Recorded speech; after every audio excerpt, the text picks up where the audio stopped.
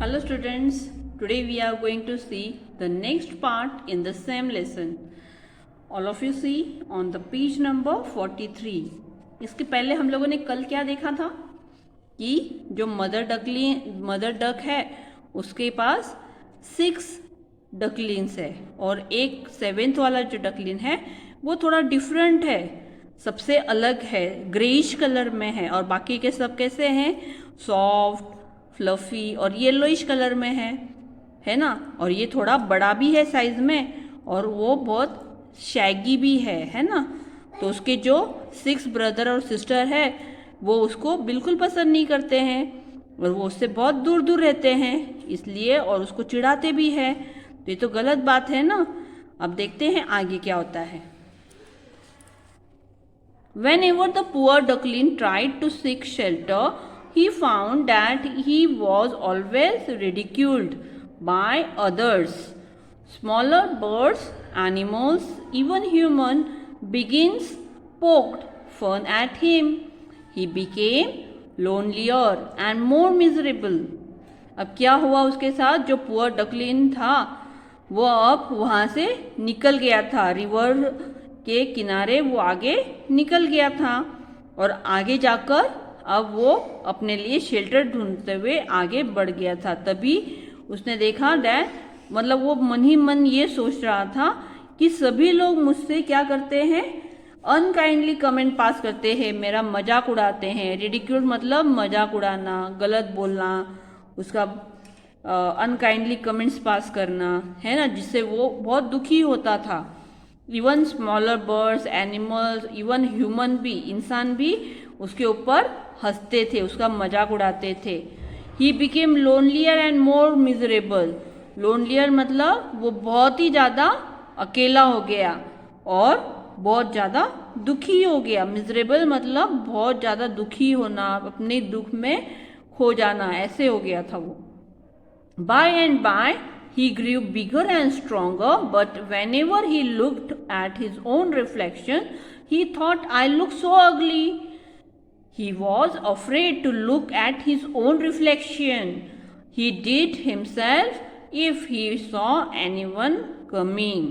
Okay, he hide himself. HID, hide. Hide मतलब खुद को छुपा लेना।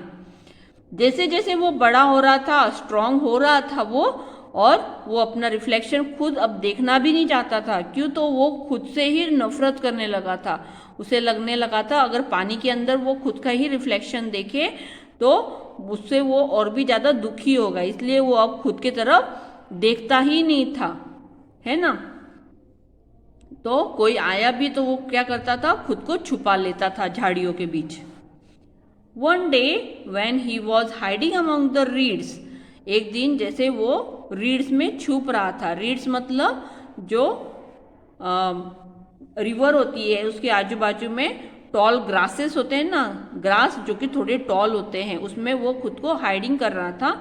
ही saw a flock of graceful white swim pass. उसने क्या देखे, लंबी गर्दन वाले, ये देखो इनको बोलते हैं स्वैम्स, ये उसको वहाँ से जाते हुए नजर आए और उनको देखकर वो बहुत ज़्यादा क्या हो गया, आश्चर्यचकित हो गया। वाओ, इतने सुंदर birds! They were the most beautiful birds he had ever seen. How wonderful to be like them. काश मैं भी अगर उनके जैसे होता, इतना सुंदर होता, ऐसे उसने खुद के बारे में सोचा और बोला। Then came winter. उसके बाद में सीजन चेंज होने लगा था और अब ठंड के दिन आने लगे थे। Winter, isn't it, with cold winds and snow. Winter में तो आपको पता है ना, बहुत ही ठंड हवा चलती है और स्नोफॉल होता है। स्नो मतलब पता है ना, बर्फ। Yes. Without any shelter the poor duckling was frozen in the snow. अब उसके पास में कोई शेल्टर भी नहीं था जहाँ पर वो खुद को इस ठंड से बचा सके, है ना, मतलब जहाँ पर वो सहारा ले सके। इसलिए वो बेचारा क्या हो गया, इतनी ठंड में बेचारा डकलिन पूरा फ्रोजन हो गया। फ्रोजन मतलब पूरा बर्फ से, उसके ऊपर बर्फ का पूरा अपन बोलते हैं ना, बहुत ठिठुर गया ठंड की वजह से, वो बहुत ज़्यादा फ्रोजन हो गया। A kind man saw him. एक दयालु इंसान ने उसको देखा और उसने उसके ऊपर का सारा स्नो निकाल दिया और उसने डकलिन को बचा लिया। ही सेव्ड हिम, डकलिन को। अगर वो इतने ठंड में ऐसे रहता तो वो मर जाता था। सून इट वॉज स्प्रिंग, अब स्प्रिंग सीजन आने लगा, मतलब विंटर और समर के बीच में जो चेंज होता है, विंटर से जब सीजन चेंज होने लगता है तभी स्प्रिंग सीजन, उसको स्प्रिंग सीजन बोलते हैं। जब ज़्यादा धूप भी नहीं होती है, मतलब समर सीजन भी नहीं होता है और विंटर भी नहीं होता है, तो उस टाइम पे उसको स्प्रिंग सीजन बोलते हैं। The duckling had now gained a lot of strength again, अब उसको धीरे धीरे अपनी ताकत वापस आ रही थी। He found this way to the river edge and swam further away, अब वो वापस से अपने रिवर एज पे आ गया, नदी किनारे, और वो अब वापस से वहां पर स्वैम करने लगा धीरे धीरे। One fine morning when he flapped his wings against his sides, he rose high into the air. He flew on and on till he found himself in a beautiful fragrant garden. अब वो धीरे एक दिन सुबह सुबह वो अपने पंखों को फ्लैप कर रहा था और देखा उसने तो वो थोड़ा बहुत उड़ने भी लग रहा था, high into the air. He flew on till he found himself in a beautiful fragrant garden, वो उड़ते उड़ते वहां तक पहुंच गया जहाँ पर बहुत ही खूबसूरत और सुगंधी खुशबूदार गार्डन था। फ्रॉम द थिकेंट क्लोज बाय, और नज़दीकी झाड़ियाँ थी, झाड़ियों को थिकेंट कहते हैं। केम थ्री ब्यूटीफुल स्वैम्स, तभी वहाँ पर 3 ब्यूटीफुल वाइट स्वैम्स आए, rustling their feathers and gliding lightly over the smooth water, smooth water के ऊपर वो अब तैर रहे थे, बहुत ही सुंदर थे। उनके ऊपर जो सूरज की किरणें गिर रही थी उससे पानी में चमक रहे थे वो। Okay, the duckling remembered the lovely birds, और इसी टाइम पे डकलिन को उन लवली बर्ड्स की याद आई उन्हें देखकर, अरे ये तो वैसे ही है जो जैसे अपन ने देखे थे पहले। He was afraid to meet them, अब वो घबरा रहा था उनसे मिलने के लिए। क्यों? तो वो खुद के बारे में क्या सोचता था कि मैं बहुत अगली हूँ, ये लोग भी मेरा मजाक उड़ाएंगे, इसलिए वो डर रहा था, अफ्रेड था उनसे मिलने के लिए।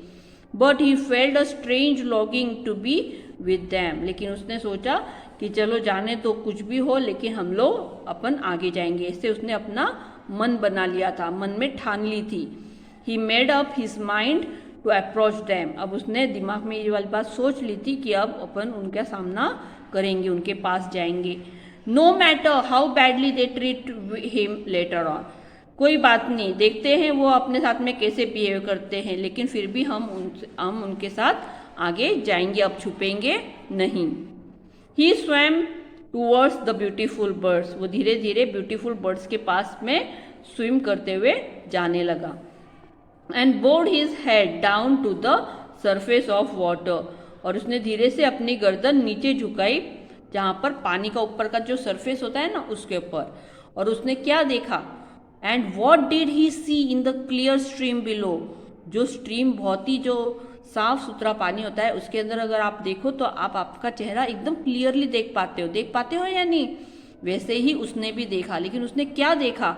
हिज ओन इमेज, अभी तक वो खुद को देखता नहीं था, खुद का रिफ्लेक्शन नहीं देखता था पानी में, क्यों? तो वो बहुत खराब महसूस करता था खुद को देखकर, लेकिन अब उसने खुद का ही इमेज पानी में देखा।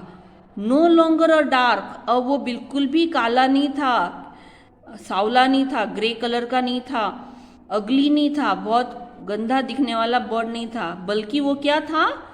Graceful and beautiful swum. अब वो उसमें क्या चेंज आ गया था कि वो बहुत ही सुंदर और ग्रेसफुल दिख रहा था।